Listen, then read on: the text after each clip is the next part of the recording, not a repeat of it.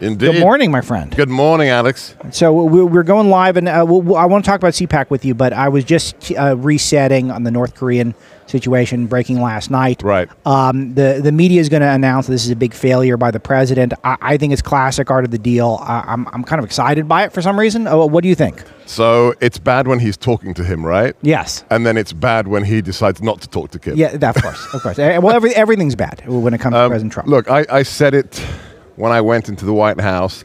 I've been saying it since.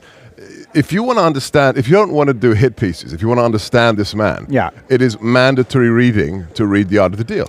And rule number one of Art of the Deal is never be so vested in any negotiation that you are not prepared at any moment to walk away from the table. Sure. That's what happened yesterday.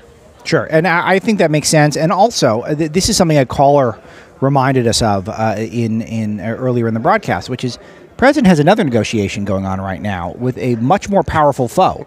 That's the Chinese. Right. And Kim in North Korea, they're nuclear capable. That's a significant risk to the entire world, to be taken dead seriously. But they are really a puppet of the Chinese government, Xi Jinping. Right. The president is in a major negotiation, and there's very limited information about it because the Chinese media is state-sponsored propaganda. Right. So first things first, North Korea does not survive without China. Correct. Just literally does not survive. Secondly, something very interesting happened with the president's decision. Yes, North Korea is, along with Iran, one of the most closed societies there is. Information control is dominant. It's the states that control information. But despite that, there is no way that Kim comes back from Hanoi without the North Korean people knowing he failed. Yes. Because they know the great leader went somewhere on a train. He wasn't going on holiday to Vietnam. So he is now under massive pressure. And also, I think your point is the broader one. China is a much more important negotiation. Longer term. I mean, he has to denuclearize North Korean Peninsula. Right. This will be a signature accomplishment. It'll be a legendary accomplishment. Right. But the existential threat to the United States. There's only one. There's only one. And it's China. Two, maybe, the Silicon Valley.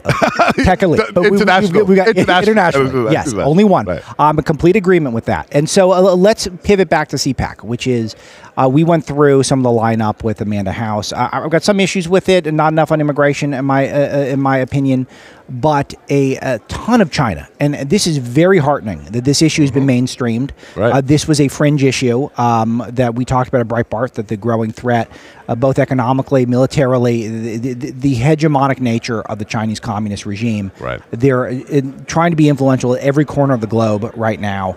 This president understood this uniquely in the campaign trail. It wouldn't be on the agenda without the president. That's absolutely correct. End of story. And this is a big deal. It's a credit to CPAC. It's a credit to the president. It's a credit to Breitbart. It's a credit to you.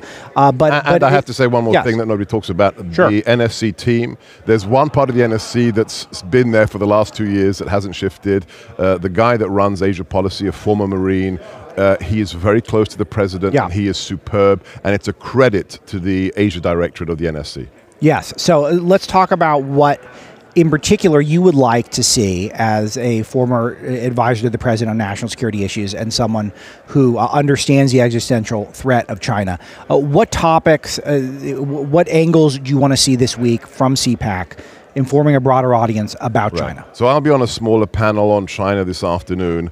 I think what we have to look, the president will take care of the trade thing. China is bleeding. They're in trouble. Their stock market is crashing. Yeah. So the president's going to take, he's going to do the heavy lifting on that. What we haven't discussed adequately, and I must, tip my hat to Adam Credo. He wrote a piece yesterday. Sure. It's the information warfare. He's a free beacon. I want to give he's a great reporter. He's written a great piece, the first of its kind really in the mainstream media, or at least it's not a specialist publication, on the Confucius Institutes. These state-funded institutes in America that are flooding us with anti-Judeo-Christian propaganda, doing influence operations in the United States. The war with China isn't just about militarization of the Pacific region. It's not just about trade wars. It's about propaganda. It's about influence operations. We have to take this deadly seriously. And so this is one where this year this will be conspiracy theories. This is the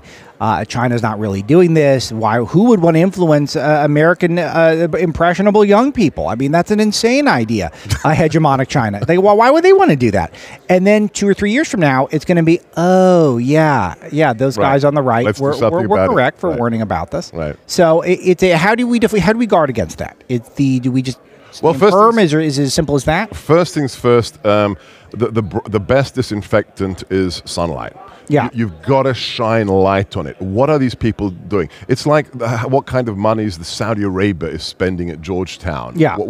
We have to have awareness. Yeah. And that's why articles like Adams are so important, that we have to say, okay, what is a communist nation doing funding cultural institutions in America? What are they selling? They're not selling free markets. They're not selling democracy. Yeah. They're selling Chinese propaganda. They're buying experts. They're buying influence. They're buying, supplemental inserts to important newspapers like the Washington Post. The first thing first, we have to get the word out that China is active and they are spending huge amounts of money to influence the elites in America. Dr. Sebastian Gorka is my guest. He's the host of America First Radio with Dr. Sebastian Gorka, which you can hear on the Salem stations, 3 p.m. Do I have that correct? 3 to 6. 3 to 6 Eastern Time, and it's on many, many stations, and he also streams it online. I have to say, and we had an hour with you. It's up on YouTube. It's up on Breitbart. Long-form interview with Alex. Long-form interview, which is rare. I've not done a long-form interview. It dawned on me after we posted it in a long time, and I speak a lot on this show, but I don't answer questions. It was not a grilling, just a spoiler alert. It was a very friendly hour. It was fun. But I say, Dr. G, part of the fun of CPAC is you see people who are part of the conservative movement base, and I was approached by someone yesterday saying specifically how much they loved that interview. They heard the whole thing. So it you'll really have to come back. Yeah, I would love to. It was a treat, and I thought it was great to talk about, because Dr. G is very deferential and referential to Andrew Breitbart, who passed away. It'll be 7 years tomorrow. Wow. Unbelievable. Wow. And his legacy seems to grow. It does. I think you're right. It seems to. You're right.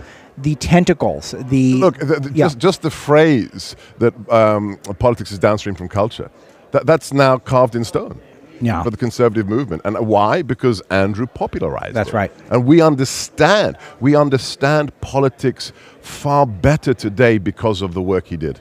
Yeah, we certainly do. And I think a lot of the ideas that he originated with him, fighting back, in the fighting on the cultural level. To fight. This is the important thing. Yeah.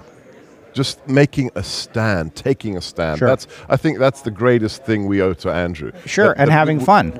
And having fun. The left became very joyless since Andrew, and the right started to have more fun. The president has a lot of fun. I have to make a connection. I was going to say that. Please. I said it on my show yesterday. Think about how fun politics is now in the age of Trump. Yeah. Just go back to the age of Bush, even the age of Clinton. Yeah. It was boring. Very, very boring. Now it's just fun every day. I mean, being a talk show host is so easy. It's a blast. It was all about horn-rimmed glasses and elbow patches. Right. And blazers. That's it. And then now it's a rock concert. And this is you see this at CPAC. You see how the population has evolved over the years. Sure. It was all, if there were any kids here, they were in brass button blazers with bow ties. Now everybody's here. That is right. Everyone, that is exactly right. It used to be little mini George Wills running around. We just interviewed Cowboys for Trump. He's literally wearing a jacket, the Coy Griffin. He's literally wearing a jacket with pelts of animals he trapped himself. That is excellent. It's fantastic. Excellent. It's fantastic.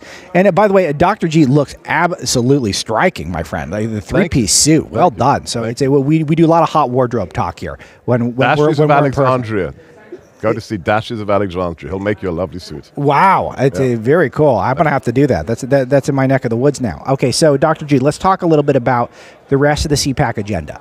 What are you hoping gets through doing the one weekend a year where the public, regardless of what's going on, pay attention to the heart and soul of the conservative movement? What are you hoping people hear? I think that the key thing is there's this strange line we're walking right now in the political arena in America. And it's very easy for conservatives to say, Ocasio-Cortez, laughable, and to make jokes about flatulent cows. Yes. But we have to go a step deeper and understand that this is serious. She may be an imbecile, but you can be stupid and dangerous at the same time. Sure. And if you look at the figures coming out of the Victims of Communism Memorial Foundation poll every year, they're increasing. It went from 42% last year to this year. 52% of millennials would like to live in a socialist or communist America. So we have more work to do than ever before. Yes, I think in a way, and the way I've described it, and we do need to ridicule, we do need to mock. Yes, but we have to understand it's a threat. It's a real threat. But it raises the stakes. It means that if we do falter here, if we do lose at this particular moment, America will be unrecognizable. If we're not extinct in 11 or 12 years. I mean, because do we have that long left? Is it 11 now? It's 11 and down change. To 11. It's 11 and change. So we need to have. Can you get a counter? Can you do a counter at Breitbart with a countdown timer? We have one, my friend. Yes. We put it up from time to time. We think it kills the joke. Permanent. Yeah. Okay. But maybe we'll do it permanently. With cows. Can you have like cows on clouds? Oh my methane, goodness! Floating past. I told you my favorite story of the year so far. No. Was the 1,600 cows who died because it was too cold. The dairy cows in Washington this year because it was unseasonably cold. But less methane. Okay, so here's how it works. So we celebrate. Global warming, which is caused by cow farts, right, caused global cooling, right, which caused cows to die. So the cow farts actually killed the cows. So does that mean we can eat hamburgers? If it gets warmer and they die because it's colder? The aforementioned AOC is taking a lot of crap online today because she was out to dinner. She was spotted with her chief of staff, and her chief of staff was chowing down on what appeared to be a hamburger. And this is, I know it's funny, and we're using mockery, but she drives around in automobiles. I don't see her on the Bird scooters. I don't see her riding one of those city share bicycles. She takes cars. If she's not eating meat herself, she's associating with people. Can I just quote my good friend Chris Plant? Please. WMAL. If the left didn't have double standards, they would have no standards. It's a great quote. It's a great line, and that is the. But again, it's a beef is evil. Yet we're going to keep eating it on our own. I mean, I guess there's some logic to that. I guess someone has to eat the cows, right? I mean, there's a finite number of cows. There's a finite number. Just no more cows. We'll just enjoy the cows we have, and that'll be that. Okay, so Dr. Sebastian Gorka, again, my guest, America First with Dr. Sebastian Gorka. Pick up the book, Why We Fight. Anything else in the news that crosses your mind that you want to discuss today? Well, there's always so very much. I think the important thing is a man convicted of lying to Congress testified before Congress. I mean that's politics in America today.